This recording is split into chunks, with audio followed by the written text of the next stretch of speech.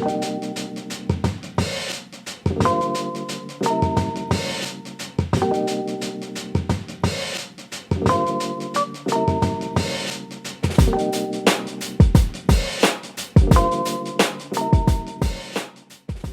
家好啊！其實咧，我係完全冇諗過我自己親手拍嘅第一條車 vlog 咧，會係咁嘅主題嘅。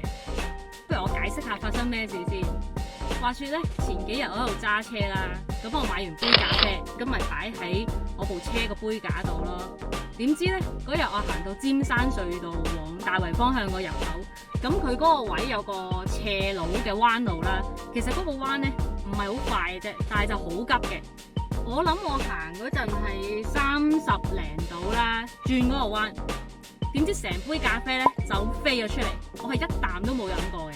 於是乎成杯咖啡咧就倒瀉晒喺我個地氈度啦。最慘嘅係咧，其實我部車個地氈一早就拆走咗噶啦，因為我覺得好頂腳啊。咁而家地台咧就淨係得翻原本嗰塊氈喺度嘅啫。於是乎呢塊氈咧就索晒所有嘅咖啡啦，仲要係一杯 flat white，即係話勁多奶嘅。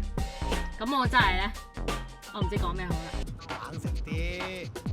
過咗幾日，嗰啲咖啡變晒味，變咗做一種你想象到嘅一種好難聞嘅奶味，壞咗嘅奶味。